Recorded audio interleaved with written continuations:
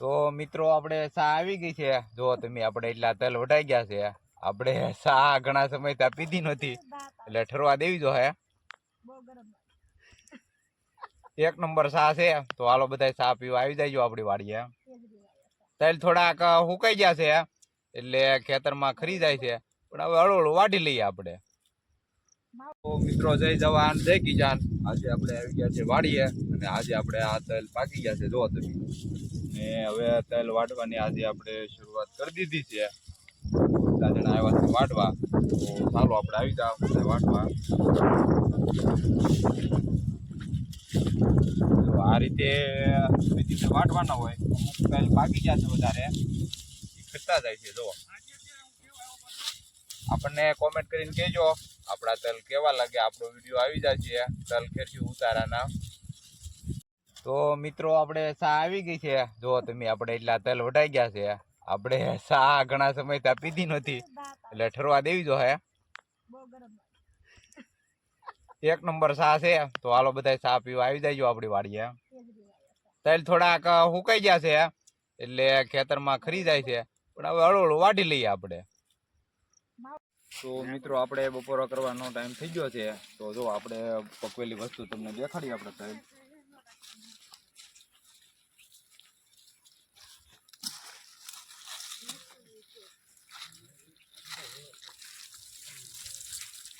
જો આપણા તલ પાકી ગયા છે આવા. આમાં જો કોઈ પણ પ્રકારનો પીળો દાણો નથી. જો કહેવાય ને એકદમ જબરદસ્ત વસ્તુ છે આપણી પાસે, અને માર્કેટમાં લઈ જાઓ તો ઊંચા ભાવ આવે. જુઓ તમારે આપણે બપોરા કરી લીધા છે અને જો આ લીધા છે ને આપણે વાળવાની છે જોડ્યું. હવે જો આ રીતે લીરા લઈ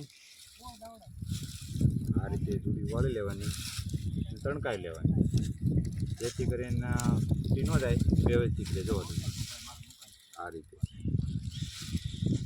ખેડૂત મિત્રો આપણી વાડીના પૂળા વળી ગયા છે. જો તમે, અને હવે માંડવાના છે આપણે ઓઘા. તો ચાલો આપણે ઓઘાની શરૂઆત કરીએ.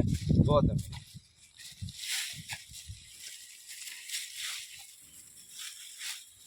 આ રીતે પૂળા લઈ લેવાના. આ રીતે વ્યવસ્થિત મેકી દેવાના તમારે.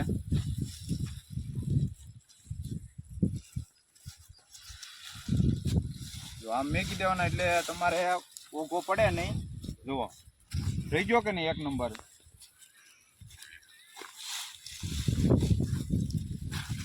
આ છે અમારા ખાસ મિત્ર અનકભાઈ.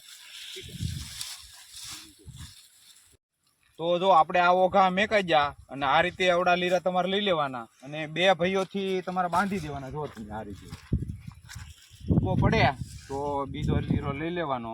જો આ રીતે તમારે ગાંઠ વ્યવસ્થિત મારી દેવાની. એટલે તમારે કોઈ પણ પ્રકારનું વાવાઝોડું આવે કે માવઠું આવે કે ગમે એટલો પવન આવે, જો આ રીતે વ્યવસ્થિત બાંધી દો તમે, તો તમારે કોઈ પણ પ્રકારનો ઓઘો પડે નહીં અને તલ વ્યવસ્થિત રહે તમારે. તો મિત્રો આજે આપણે તલ વાટવામાં છે બીજો દિવસ. તો કાલે એટલું કામ આપણે થઈ ગયું હતું. સવારમાં આપણે આવી ગયા છીએ. જો આજે આપણા તલ વાટવા માંડી. ત્યારમાં થોડાક ફૂંકાઈ ગયા છે તલ આપણે,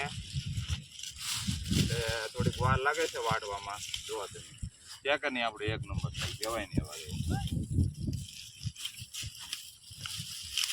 જો કેમ પણ આપણા વાડીના તલ છે.